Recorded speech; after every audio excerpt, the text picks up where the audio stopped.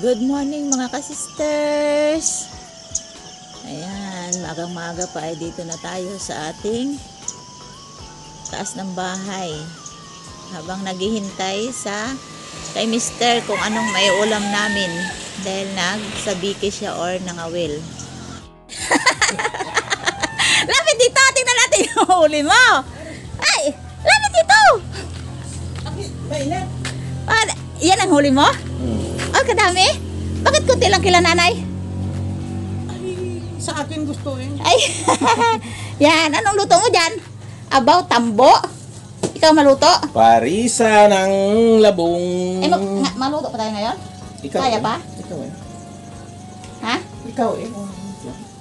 Mga ka-sister, siya daw ang magaluto ng ulam namin. Yan. Nangawil siya tapos may dala din siyang labong. Saan mo nakuha yung labong na to? Sa best friend mo? Yung labong ay parang papunta na sa kawayan eh. Yan. Ay baka gutom ka na, magkain ka muna. Subo-subo. Nagluluto daw siya ng labong mga ka-sisters. Ito ay last hour naluto kasi nga may pupuntahan kami ni nanay. Ay siya ang pangawil. So, tutulong lang ako magluto. Yan. Isang perasong labong, damihan lang ng sabaw, pwede na. Kakaulam na tayo. Padali ang luto lang ito.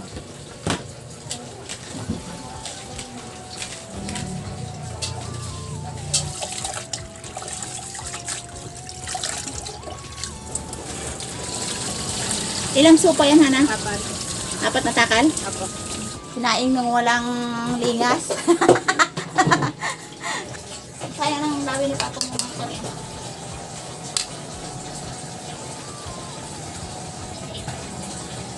Ay mga ka-sisters, medyo mabagal ako tawag yan, maggayat-gayat. Maghiwa-hiwa ng labong, so si Mister ang nagpalit para mabilis daw kasi last hour na yung time namin para sa aming tanghalian. Pag siya ang nagluto, yan mga ka-sisters, pabilisan yan eh, mabilis. Parang automatic. Automatic. Automatic. Ayan, basketball player yan nung una. O, kita mo kanyang damit. Number 4 ang number.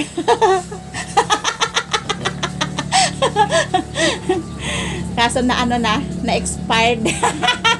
Nagawa ko na mo ako dyan. Nano ka? Hindi naman kita gina-chismis dito ay. Sabi ko lang. Oh. Ay mga ka-sisters, yung halo natin sa isda. Yung saluyot, paborito namin yan. At saka may okra. Yan. Yan ang halo natin sa labong.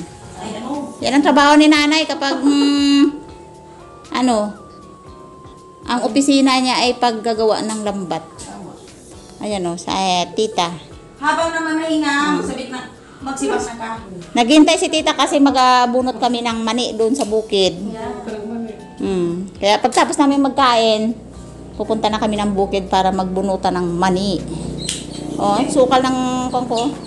Yan ang ngayon panahon ay walang pahinga. 2 piraso lang ilagay natin. Ay, pero mas masarap yung mahaba na yun, Asuhos, yung asuhos ilagay. Tapos ang natira i-ref muna natin para may ulam na ulit sunod. Yan, okay na yan. Yung asuhos kanya, mahaba. Yan, tama na yan kasi nasa atin yan. Eh, pag sobrang dami naman ay hindi man maubos, sayang. Ay, nagagana yung ref natin, i-ref muna. Yan ang masarap na isda, maputi ang laman yan, asuhos. Yan, pagtapos yan, asinan, okay na. Yan, dito tayo mga ka-sisters sa ating kusinang unique, maliit. Yan siya, dan. Gagawa ng ulam. Ang sinaing ay matatapos na at in-ina. Isunod natin ang ating sinabawan. Ano yan? Ang mga luto namin dito mga ka-sisters, lagi. Kahit wala pa tayo sa harapan ng kamera ay laging sinabawan. Ang tawag sa iba ay nilagang isda daw na may gulay. So, ayan, ganyan talaga ang version ng Bisaya. Eh, hindi kami mahilig sa ipiprito muna tapos ilalagay sa gulay. So, may mga sistema na ganun ang luto. Pero mas mas healthy yung nilaga lang na walang mantika. Maganda sana kung ang mantika ay medyo hindi kontaminado. Katulad ng olive oil. Ay wala tayong olive oil eh, mahal. Hindi, dyan tayo sa nilagang isda. Asin-asin. Ayan. Konting asit na. Oo, sige. Chip cook tayo ngayon. Oo. Hati-hatiin ang okra. Ayan. Ganyan ang way ng kanyang pagluto. Kasi si Mr. mga ka-sisters ay laking Ilonggo. Bisaya din.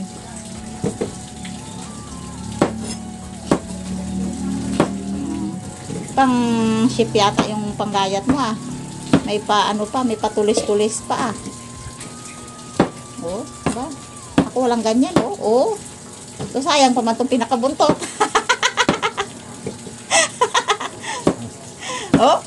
May pagayat-gayat pa ng buntot. Sayang man to. Every time you say goodbye. Meron pa sa lalim mo. Yan, naisa lang na yung ating kasirula. Na hindi nababawasan ang itim. Pag kinuskus pa yan mga ka-sisters, talaga mabubutas na yan. Kaya manatili siyang kulay itim dahil ang ating gamit naman ay kahoy. Yan, ginayat na yung saluyot. Bakit parang malabo? Yan na natin saluyot? Parang nakakawala ko marami yung saluyot natin. Mahiwa ng sibuyas. Kaso yung luya, sibuyas, dalawa. Oh. Ayan mga ka-sisters, malaki ang pinagkaibahan ng pagluto ko at pagluto ni Mr. Kasi nga, tipid ako sa ingredients. Siya naman ay bongga. Kahit mahal ang sibuyas, maraming ginalagay. Yan, maraming sibuyas oh. Ano pa, bawang pa. Yan, bawang. Hindi mo, 2 pirasong sibuyas yan. Ay kamahal ng sibuyas. Tapos yung kanyang sabaw na labong ay may halo na bawang. Pag ako naman nagluto, walang bawang. Kasi parang takot kami sa amoy ng bawang. Baka lumabas daw yung pakpak sa likod. Joke lang. Ayan, nag-iwan na siya ng bawang. Sarap naman ang bawang ilagay sa may sabaw kasi nga yung amoy niyan masarap. Tapos na. Hulog-hulog na lang. Oh, anong masasabi mo dyan sa luto mo? Medyo. Hindi pa. Hindi pa alam ang lasa. Oh. Ayan. Kuluan mo muna. Oh, kulo muna. Kunting antay-antay lang. Oh, antay.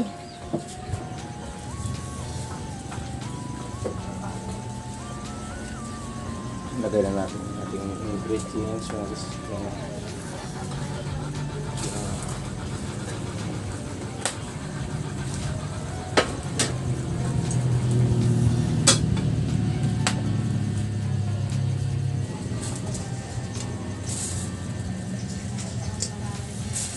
Nilagay na niya ang isda mga ka-sisters. Ako yung taga-narration. Anong tawag yan? Narrative. Narrator. Narrator, sorry. Ako ang, narrator. Sabi ni Hana. Oh. Makain na kaagad si Hana. Ilagay ka agad yan? Okay. Lagi yung isda na yan. Lagay na kaagad daw niya ang okra. Yun. Kunting kulo-kulo lang. Ano yan? Sa science. Sa science? Bakit sa science ka lang nag-review? Ay, ayos na ako sila subject. Ay, gano'n. Ilunod na yung Dahon ng saluyot, abaw. Saluyot naman talaga na dahon ang ginalagay. Hindi naman bunga. Ayan, pagkatapos niya na maluto yung saluyot, ay kakain na kami mga ka-sisters kasi timplado na yan. Timplado na, mister? Yes. Yan, oh. Naka-English pa eh, oo. Timplado na yan. Yan. Timplahin mo pa? Oh, tikman mo na kung masarap siya. Pero hapok pang ano eh, dahon. Ayan. Bulang lang. Nasaluyot. Na may labo. At sariwang isda. Ang tawag ng isda na yun ay kalapato at saka asuhos. Yun.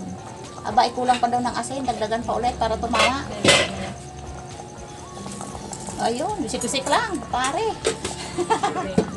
Pwede na yan. Nakapikit pa, oh. Ayan si Hana ay mag-uulam na ng niluto ng kanyang papa. Nice. Nakangiti-git si Hana eh. Yan.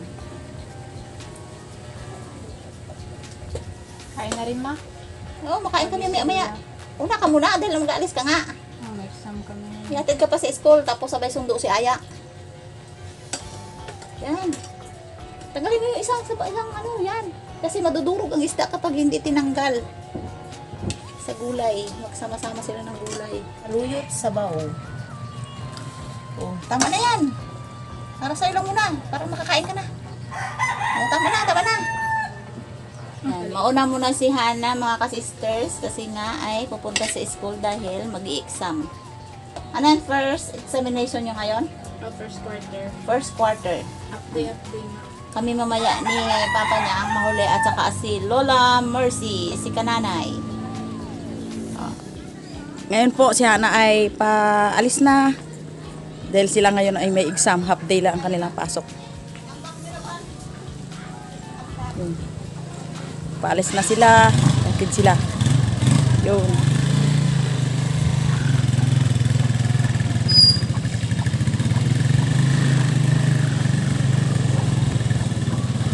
Papasok na ang apo ko, mga ka-sisters. Ayun.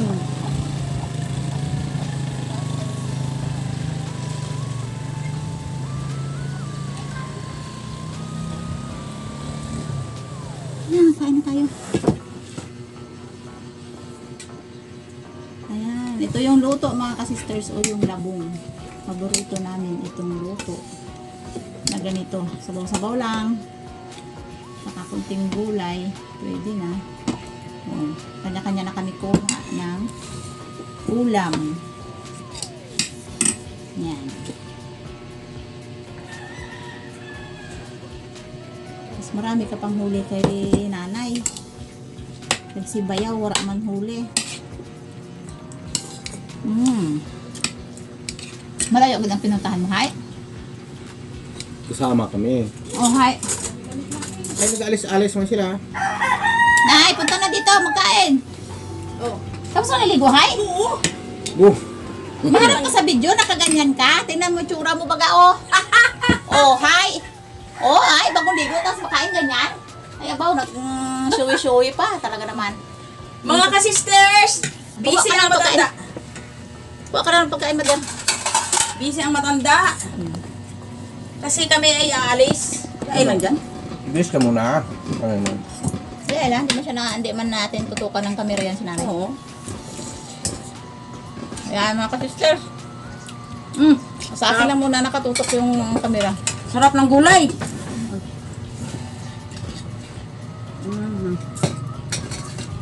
Ba? Saan kayo nakukuha ng labong? Ewan, sa best friend niya.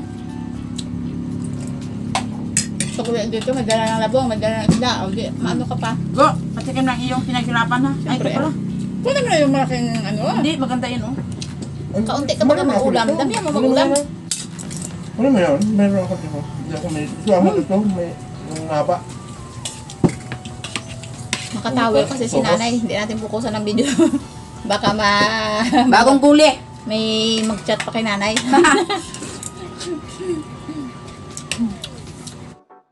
Surrender kami sa mako ng sulog. Malakas. Puro gumon nga ako doon.